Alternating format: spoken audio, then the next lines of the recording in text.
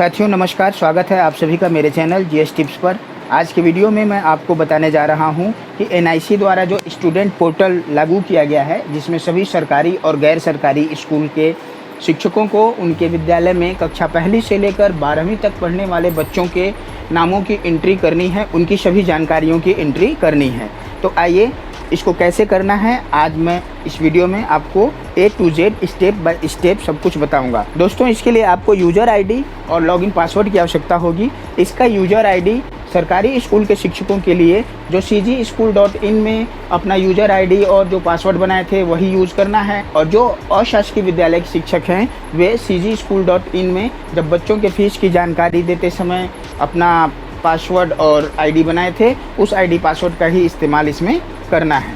इसके लिए एक लिंक भी दिया गया है जिसको कि http://शिक्षा.cg.nic.in/studententry/has/login। ये लिंक आपके मोबाइल स्क्रीन पर भी दिखाई दे रहा होगा। यह लिंक वीडियो के डिस्क्रिप्शन में भी मैंने डाल दिया है।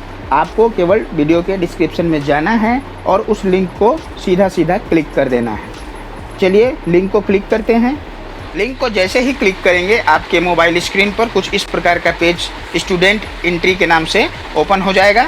नीचे एक तस्वीर दिखाई दे रहा है और उसके नीचे यूज़र आईडी और पासवर्ड लिखा हुआ दिखाई दे रहा है। आप यूज़र आईडी में जो भी आपका यूज़र आईडी हो उसको डाल देना है, और पासवर्ड में जो भी आप पासवर्ड cgschool.in में बनाए होंगे उसको डाल देना है। जैसे ही डालेंगे तो इस प्रकार से एक पेज ओपन हो जाएगा। उसमें उस शिक्षक का नाम और उसकी संपूर्ण जानकारी दी गई रहेगी, उसको चेक कर लेंगे। उसके बाद आप ऊपर लेफ़्ट साइड में देख रहे हैं कि 3 लकीर दिखाई दे रहा है, इसको आपको क्लिक करना है। जैसे ही आप इसे क्लिक करेंगे आपके मोबाइल स्क्रीन पर इस प्रकार का एक पेज ओपन हो जाएगा जिसमें 3-4 ऑप्शन दिखाई दे रहे हैं। होम, विद्यार्थी की जानकारी दर्ज करें, विद्यार्थी की जानकारी अपडेट करें और विद्यार्थी सूची देखें। तो जो होम के नीचे पहला ऑप्शन है विद्यार्थी की जानकारी दर्ज करें, इसे आपको क्लिक करना है। जैसे ही आप क्लिक करेंगे तो आपके सामने इस प्रकार का एक पेज ओपन हो जाएगा जिसमें आपके स्कूल का नाम लिखा हुआ होगा। उसके बाद कुछ जानकारियाँ आपको भरनी है। पहला दिया है माध्यम में हिंदी और अंग्रेजी आप जो भी है चूज कर लें।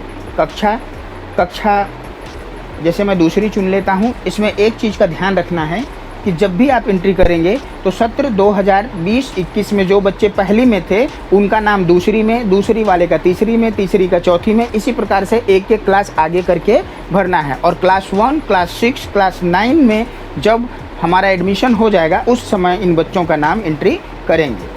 उसके बाद सेक्शन, अगर बहुत ज़्यादा बच्चे हैं और सेक्शन आपने बांट रखा है तब ठीक है, और नहीं है तो जो भी केवल ए सेक्शन को ही आप क्लिक कर देंगे। विद्यार्थी का नाम ज़्यादा अच्छा होगा कि आप अंग्रेजी में लिखें। ऐसा कोई बाध्यता नहीं है कि आपको अंग्रेजी में ही लिखना है, लेकिन अंग्रेजी में लिखना ज़्यादा सूटेबल होता है।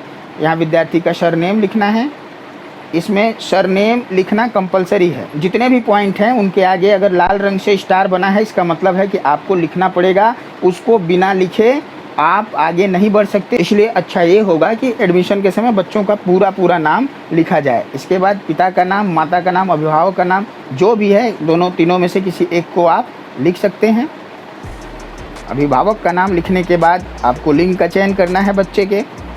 उसके बाद उसकी जाति यानी जाति का वर्ग लिखना है, किस वर्ग की है। वर्ग को लिखने के बाद मोबाइल नंबर बहुत ही कंपलसरी है, आपको मोबाइल नंबर लिखना पड़ेगा। अगर मान लीजिए बच्चे के पास मोबाइल नंबर नहीं है तो उस स्कूल के उस कक्षा के कक्षा शिक्षक का मोबाइल नंबर आप चाहें तो लिख सकते हैं।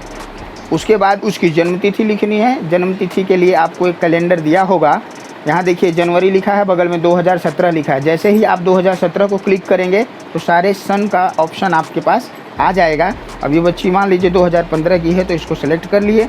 उसके बाद ये अप्रैल माह की बच्ची है तो अप्रैल कर लिए, और 8 अप्रैल को सेलेक्ट कर लेते हैं। 8 अप्रैल 2015 की बच्ची है। उसके नीचे आधार नंबर लिखा हुआ है, आधार नंबर कंपलसरी नहीं है। यदि है तो लिख दीजिए, बहुत अच्छी बात है, और यदि नहीं है तो आधार नंबर लिखने की ज़रूरत नहीं है। उसके नीचे नाम अंग्रेजी में जैसा आधार में है उसको भी लिखने की ज़रूरत नहीं है। उसके बाद सुरक्षित करें और कैंसिल करें का ऑप्शन है। यदि आपसे कुछ गलती हो गई है तो कैंसिल करें को दबा दीजिए, और नहीं तो सुरक्षित करें के ऑप्शन जो कि लेफ्ट साइड में है उसको क्लिक कर दीजिए। जैसे ही सुरक्षित करेंगे तो आपके सामने सेव्ड सक्सेसफुली का ऑप्शन आ जाएगा। इस प्रकार से ओके कर दीजिए। अब अगर आप चाहते हैं कि जो सुरक्षित किए उसको देखना है तो फिर ऊपर के जो 3 लाइन है उसको क्लिक कीजिए। क्लिक करने के बाद विद्यार्थी की जानकारी अपडेट करें। जैसे ही आप उसे क्लिक करेंगे, क्लिक करने के बाद इसमें जो ऊपर छोटा सा क्रॉस का निशान उसको काट दीजिए तो मेन पेज में आ जाएंगे। यदि आप चाहते हैं कि उसको कुछ अपडेट करना है, उसमें कुछ सुधार करना है, तो देखिए यहाँ माध्यम लिखा हुआ है। कक्षा का चयन कर लीजिए, कक्षा दूसरी। सेक्शन का चयन कर लीजिए ए, और खोजें। तो देखिए यहाँ विद्यार्थी की जानकारी यहाँ लिखा हुआ है, देखिए आ गया। ये एडिट करें का ऑप्शन है। अगर आप चाहते हैं कुछ सुधार करना है तो एडिट करें के ऑप्शन को क्लिक करके जिस भी कॉलम में आप सुधार करना चाहते हैं, चाहे माता पिता का हो, चाहे विद्यार्थी का नाम हो, चाहे जन्म तिथि हो, अगर ऐसा लगता है कि कक्षा दूसरी का नहीं है, गलती से कक्षा दूसरी में एंट्री हो गया है, तो आप यहाँ से उसे डिलीट भी कर सकते हैं। इस प्रकार से जिन बच्चों की जानकारी आपने सुरक्षित की है उसको आप अपडेट भी कर सकते हैं। इसके बाद फिर से हम वापस जाते हैं और तीसरा जो पॉइंट है विद्यार्थी सूची देखें, तो उसे आप क्लिक करेंगे। फिर से आपको वही करना पड़ेगा। माध्यम तो हिंदी लिखा हुआ है, कक्षा का आपको चयन करना होगा और सेक्शन का चयन कर लीजिए। उसके बाद आप खोजें के ऑप्शन को क्लिक करेंगे तो यहाँ आपको विद्यार्थी, एक ही विद्यार्थी है, कक्षा दूसरी में अभी तक एक ही बच्चे को हमने एंट्री किया है। इस प्रकार से आपका दिखाई देना शुरू हो जाएगा। तो इस प्रकार से बच्चे की एंट्री कैसे करनी है, उसमें सुधार कैसे करना है, उसको डिलीट कैसे करना है, मैंने आपको बताया।